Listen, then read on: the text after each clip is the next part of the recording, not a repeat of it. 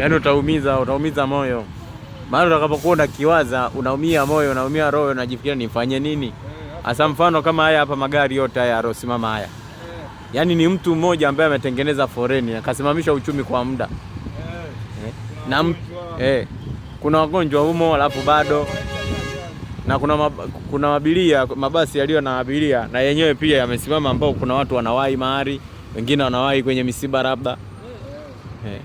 Hapa watu wamesimama kwa mtu mmoja. Sasa yeye ni mtu muhimu sana. Anataka kuwafanya wale wengine hawana akili, wao ndio wenye akili sana, ama wao ndio wenye shida sana kuliko wengine.